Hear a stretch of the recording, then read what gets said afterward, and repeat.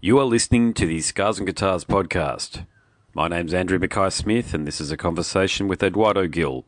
He's the outstanding guitarist and vocalist in Venezuelan, via Los Angeles-based rock and metal outfit SIFTING. The reason for the conversation is to promote their newish album called Not From Here. Let's have a listen to what Eduardo has to say. Here we go. Hello? Hello, mate. How's things? Hey, what's up, Andrew? Mates, it's 6 o'clock in the morning. It's about 11 degrees Celsius, which I don't know what that converts into Fahrenheit, but for us here in my part of the world, mate, which isn't too different from your part of the world there, and I know you're originally from Venezuela, mate, but our weather here is not too different from what you experience back home, mate, so 11 degrees feels like it's negative 50. Oh, my gosh. That's horrible, man. The dead of winter for us here, mate, but that's all good. That's all good, mate. How's things been for you, mate? Because you got a cracking release here. It's outstanding. Oh, thank you, man. Thank you. Appreciate it, bro. Yeah, I mean, look, it's... I know it's hard, mate. I mean, you got to play the music that's within your heart. So when I say it's hard, I mean that when you've got a record or an album as outstanding as this one here that should really achieve a much broader audience, and I hope you don't mind me saying this, that probably what it will. You know, you're on wonderful tours with Sons of Apollo. You've got all of these endorsements that you're listing there on your Facebook page. But, mate, how do you get a release such as the one that you've got here, Not From Here it's called? How do you get that to a broader audience? Do you just keep on touring, or is there something you need to do via social media to promote it to the broadest possible audience as you can? Yeah, I would say both. We go as hard as we can on social media, and of course we try to tour everything we can. Touring with bands as big as Sons of Apollo, it's a huge opportunity for us because expose us to a huge crowd, and a lot of people said that we were the perfect fit. It's the progressive vibe and everything. So yeah, kind of both, like everything works, we just try to do everything we can to put the album out there and get as many listeners as we can. I reckon, I've got to hand you a big compliment here. I reckon it has the best sound of an album that I've heard through the last 2 years. So you obviously worked with Ryan Williams, who I understand worked with the guys in Guns N' Roses when they're in Velvet Revolver, Pearl Jam, Rage Against the Machine. How did you hook up with him? We just I sent an email. I recorded with Steve Evans like a small EP. Steve Evans worked with Symphony X. Like he's a huge producer too. I recorded an EP with him, like 3 of the best songs of the album Alone. I don't know if you're familiar with them. Alone, Blowing Fire. Okay, yeah. And Blur Paintings, and we just like send them to Ryan. Like, hey, dude, listen to this. Think you're gonna like it. We would love to record an album with you. Just let us know. And he just replied. He replied, and he was like, dude, this is amazing. Like, I would love to work with you guys. He's like super packed all the time with labels, with huge labels. Like he said, like, I only have like 3 weeks available this year, and I would love to do it with you guys. Cool. Yeah. Like he said, like he was going to go to a vacation or something, but he said like he would totally stay for that, for that album. So he was like really, really cool. And yeah, we're supposed to record 9 songs, and I brought like a ballad for him at the end, and he was like, dude, let's do it too. Like, let's record that one. I love it. My favorite one. So he was such a great guy, man. Such a great guy, and an honor to be recording with a guy like who recorded, Slash guitars like that, like Slayer. Like, oh my God, like the pressure is like, oh my God, I'm going to record a solo. You're recording with Slash. I mean, I'm not going to do it in one take. So he was like, it's all right, man. Slash doesn't do it in one take either. No problem. No. Okay, cool. Did he have any stories to share with you from some of the great bands that he worked with? Any story that you feel comfortable sharing? Well, that would be one. Like he said, he recorded with Slash, and Slash didn't prepare any solo. He was just like, let's just improvise and take the best that I record. He was just in the studio with his sunglasses, his shades in the studio, and just like recording the solos. And they were like, and at the end, like they were recording like for 20 minutes the solos, and he was like, okay, did you like it? And Ryan was like, oh my god, what can I tell you, dude? You're Slash. I love all of it. I love it. I love all of it, but we got to pick one. So I was like, all right, you guys can do that. Like he was. Yeah. That was a cool story. Yeah, I don't think Slash was ever going to be anything else in this world than a rock star. He was Yeah. never going to be working at McDonald's or something. He was always going to be the bloke out the front of a massive rock band touring the world and be a global superstar. Exactly. Hey, how do you find living in LA compared to Caracas? Is it? I mean, you've obviously gone there because you want to take this band as far as you can, but is it as different as what you thought it was going to be? Yeah, totally different.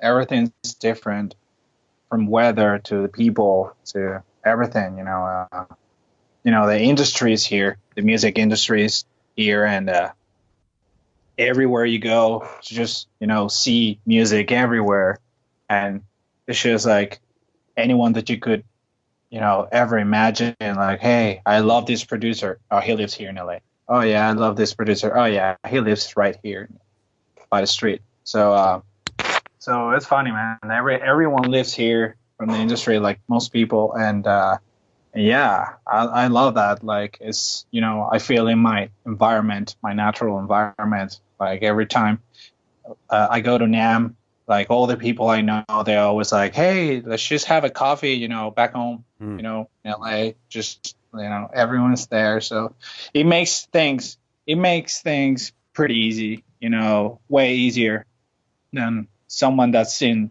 Caracas, in Venezuela, because the music industry is pretty. It's been pretty bad lately, with all the situation. Oh God, yeah. Yeah, the political situation has been just horrible, and people just can't, record albums anymore in there. They have to do it themselves at their own studio, and all the labels are gone in Venezuela. Like, there's no labels in there anymore. So if you want to do something big, you got to do it yourself. You just got to go out of the country. Yeah. But yeah. Yeah. So you've been out now since 2014, I think. Is that right? 14. 2014. Yeah, look, it's pretty sad what's happened in Venezuela. I mean, of course, I read the news as anybody can. I haven't been there myself, but yeah, you feel for the people whenever a government sort of gets in power and stuffs things up, if you don't mind me saying. You really do feel for the people, because the people bear the brunt of the government's poor decision making. So it's obviously it's good for you, mate, that you're able to forge forward and with your ambitions. So what was the process for you then to leave Venezuela? I've read your bio, so I understand that you had some very dedicated and some very passionate fans. Was it as simple as reaching out to them in Los Angeles and saying, hey, look, help us out. We want to come over to LA and record some music? Yeah, just like that. Like, we had like a lot of people following, because in 2013 or 12, we got a song from the previous album and the Rock Band game. So we had a pretty good following, out of that. And they were like expecting new music and stuff. Like, I always had like messages, in the email, like, hey guys, when are you going to record new album stuff? And when I moved to LA, I just replied to everyone, hey guys, I'm just like, I'm moving to LA, and just gonna record a new album, so hang on there with me. So like that. And it was it was pretty difficult too. I mean, even if I had these guys following, like starting from zero, because I didn't know anyone from the industry. I was by myself in here. Yeah. So it was pretty tough at the beginning, but I just decided to go to MI music uh, school Okay. here. Yep. Yeah, and I met a lot of people there, like wonderful people that helped me a lot with the process. And dude, I just started from zero, just go door by door. I remember I went to ESP headquarters and I just knocked the door. Like I didn't even know how to speak English well. I went there and just like knocked the door and hey, I am Eduardo Gil from Venezuela. I just moved here with my band and I've been Hmm. using ESP my whole life and I would love to be endorsed by your products. I have this and this record and everything, and they were like almost laughing at me, like, dude, you don't do that. Like, you don't knock at ESP headquarters, I say that, but it's all right. I'll take your information, whatever. Yep. And I just gave it to him. And next year I went to NAM, and I saw the same guy, Tony from ESP, and I was just like, hey, dude, I knocked your door, at ESP last year. I recorded this EP and everything. It was like, dude, I remember you. No one has ever done that. You know what? I'm gonna help you. Yeah, There you go. send me all your info again. And he Yeah. revised it. He loved the album, and yeah, I got the endorsement with ESP like that. But it was pretty tough. Like you gotta do, crazy stuff if you want to, survive this city. So, mate, in a world full of excuses, you're not offering any. You just got off your ass, if you don't mind me saying again, and you're just doing it. And that's a wonderful story to share for people. And because I host a podcast series, I don't know how many musicians listen to it, but I'm a musician, and that story there is really what it's all about. So, you knocked on the door, you went there, you had a conversation, weren't really sure if anything was going to come of it, but a year later, chance meeting at NAM with this fellow, and something does come of it. So you've got to put it out there, haven't you? You've got to have the ambition and the drive, and you've got to have the vision to think, I've just got to go there, and if I don't ask the question, I won't know. Now, it might not have come from that one meeting, but it came from a meeting the second time around. So really, you've just got to chance your hand. Yeah, You know, you just gotta make it yourself. Like you gotta make it happen yourself. yeah, you got a lot of talent though. Okay, so when I say what I just said, you've actually Thanks. got the chops to back it up though. So you're not a hack. Okay, I've seen your YouTube videos or the videos that are on your Facebook page there with you playing. So you can certainly, like so many South American guitarists, mate, you're an excellent guitarist. So Thank you. is that something that you learn guitar going through school, or is it something that was like so many musicians out there? Is it something where you got an electric guitar early on, sort of 8, 9, or 10, and you just were practicing shredding along to Marty Friedman licks or something like that? Well, I started playing piano at 6 years old, and I just learned music from from school, but just piano. And then when I was like 14, I picked up the guitar, and I already knew like harmony and theory and stuff, and I just needed to take it to the fretboard, and uh, Mm. and that's what I did. Like I was self taught. Like no one. I never went to school in the beginning to learn guitar, Hmm. and then when I was when I was 19, I went to school like MI here in LA, but there in Venezuela to play jazz guitar. Hmm. Okay. Uh, yeah, and I studied for 4 years, and yeah, like that was what I did. And then I came here to MI. I I knew a lot of stuff already, but it's kind of refreshing to go over again. Yep. And but I just took 1 quarter. It was basically what I did, and what a lot of people do is they just go to MI to to get contact, get to know people from the industry, understanding how everything moves here in LA. Like MI is a great place to do that. Like you just go there and meet a lot of people in there, and just might you might find the people. Like everyone in my band right now, they're all from MI. Uh, Okay, uh, there you go. yeah, the bassist. I started with him, Harmony in Theory. I remember, and the rest of the guys they went to MI, but I never met them there. I just met them like uh, with someone else, like through someone else who told me and recommended me. Yep. Like, hey, this guy, like just like that. So yeah, it's a pretty good thing to do, going to school or somewhere where you can know people. Yeah, it is a really good way to think about forming a band because you're around, God, very smart people for the most part. So you're around people that have the ambition, but they're not dumb either. Now, I'm certainly not saying that if you meet people through ads that you put online in Bandmix or what have you, you're meeting dumb people, but I've done that a few times, and you meet a shitload of people, a lot of people, and it can lead to pretty negative outcomes a lot of the time. But I think when you're around people who have dedicated themselves to music by going to Musicians Institute or MI, and they've got a plan for themselves and they see themselves up on stage, and you're far more likely to meet people who are going to share your vision and who know and who are going to be prepared to sacrifice as well. They're not going to be prepared to sort of use you as the magic carpet to take them to where they want to go to themselves for strictly personal reasons.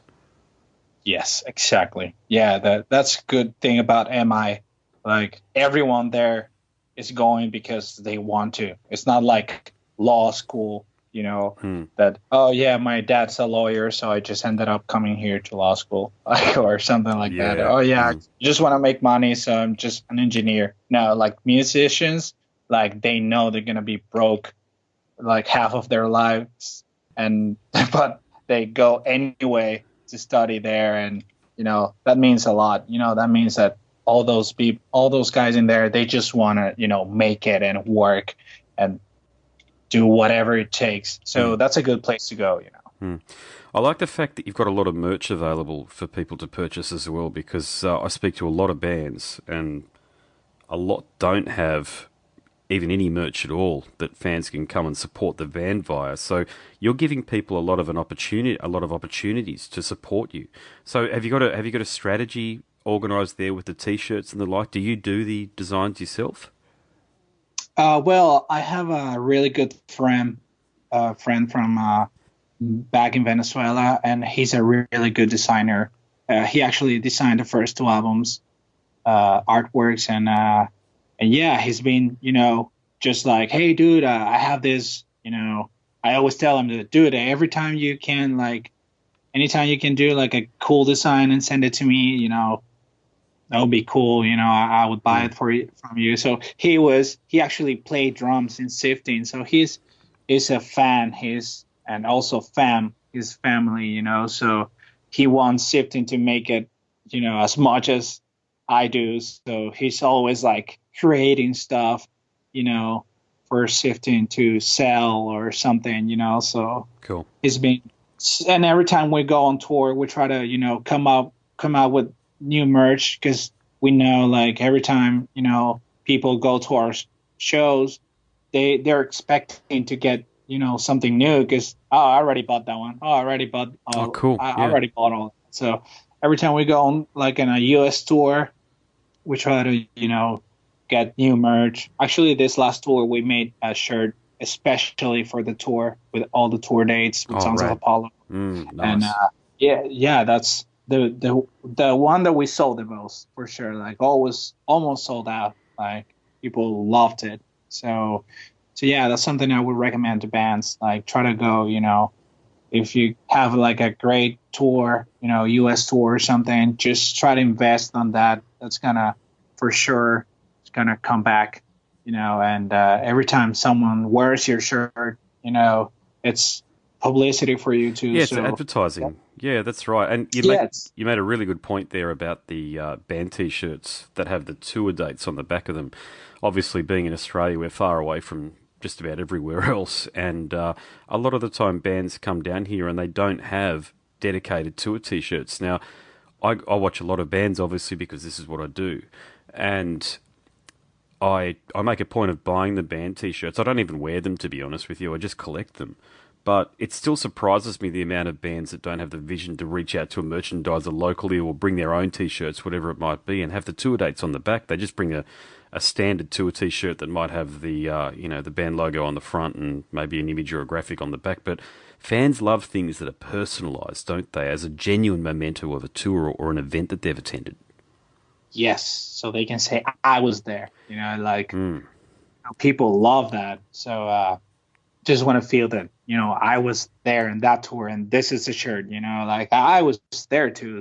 Like I remember I have every time I went to a concert like Metallica or something, I always get the shirt from the tour, so I could say, yeah, I went to this tour and this is the shirt. Like I want people to feel the same way about Sifting. Like you can have personalized items from the tour. That's pretty cool.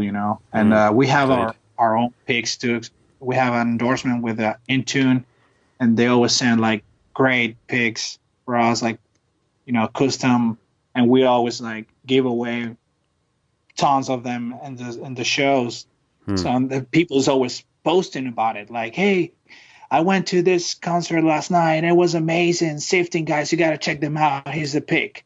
So they post a pic, so that's advertisement too everywhere. Like I remember past month, one of the bands that we tour with, I Set to Kill, they're really good friends. He sent me a picture. He was on tour. They were on tour in Buffalo, New York. That's pretty far away. Like other side of the country. Yeah, the other side of the country. And he was like, "Hey, dude, check this out. I'm looking right now at our opening band, and the guitarist has a Sifting shirt." So there was an opening band for them, and the guitarist was using the Sifting shirt. It was amazing. Like, oh, that's so cool. Like I wear like Metallica shirts when I play, live. So it's an honor someone actually using a Sifting shirt for their own concert. That's amazing. So yeah, it means you've had an impact on them. You made an impression on them, and they love supporting the band publicly. Exactly. So that's there you go. Like it's advertisement. You gotta work with merch for sure. Like that's one of the most important ways to have your name out there. Indeed. Mate, do you hear very much from us down here in Australia? Do you get fans reaching out to you often? Well, yeah, social media, like all the time. After this couple of tours that we went last time, it's when it's been, the busiest. A lot of people has been, asking about new album and new songs, like if we're gonna release a single soon. Because this last tour we played, the last two tours we played a new song from a new album. It's totally original, and we played it, and everyone loved it in the show. Like I remember, like every time, we went to the people, like at the end of the show, they were like, "Dude, that last song, that's amazing!" Cool. Like even all fans, I remember, one of them was like, "Hey, I have the two albums, and that last song is not in either of them." I'm all like, "Yeah, it's a new song, so it's for the new album." And he was like, "Oh my God, you gotta record it soon and release it, dude. It's amazing." So it's called Critical Affair. It's one of our favorite songs, and for sure people love it every time we play it because it has a lot of energy. I wrote it with the guitarist Richard Garcia, and it's sounding pretty good. So people has been asking about that song specifically a lot. Yeah, bodes really well for the future for you guys then, man, if people are actually paying that much attention to your albums and then going along to your gigs and can recognise each one of the songs and then can pick the song that they haven't heard before. That's what happens to bands like Metallica. Yeah. Well, we have only two albums, but yeah. It's like a great accomplishment. Yeah, man. It is. Cool. All right, mate. How do people reach out to you? You've got a really good Facebook page. I think you've got a website, but how else can they reach out to you if they want to chat to you and also listen to your music? Uh, you can go to siftingofficial.com. You would find all of our music, pictures, social media in there, and all the news. Whenever we're gonna release new album, just go there and take a look. Also to our Instagram, Facebook page, and Twitter. It's Sifting Official at Sifting Official. Just follow us there. Spotify too. We're everywhere. Cool. Yeah, you're not hard to find. You're not hard to find at all. I found you quite easily, actually.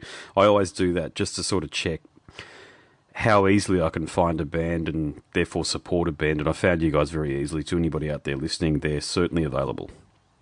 That's great, man. Thanks. Yeah. Since we got in the Wikipedia, it's been pretty. Oh yeah. It's been easier to find Sifting. Like it was pretty hard before, but we got in Wikipedia. It's been pretty good now. Yeah, that's such a massive point. Yeah, you definitely clued in, mate, because I don't think people realise the power of it. When you're in Wikipedia, that's the most widely known database of information, I think, globally in 2018. It's certainly, Yes. you can talk to, I mean, look, I'm from Australia and you're from Venezuela and we're talking about it. So to not have your band in Wikipedia, I think will fix it, but you've obviously been doing it for ages, so well done to you, mate. Yeah. Thank you, man. Mate, that's it. Thank you so much for the interview. You are listening to the Scars and Guitars podcast. My name's Andrew Mackay-Smith, and that was a conversation with Eduardo O Gil. He's the guitarist and vocalist in Venezuela via Los Angeles-based hard rock and metal outfit, Sifting. Thank you so much for listening.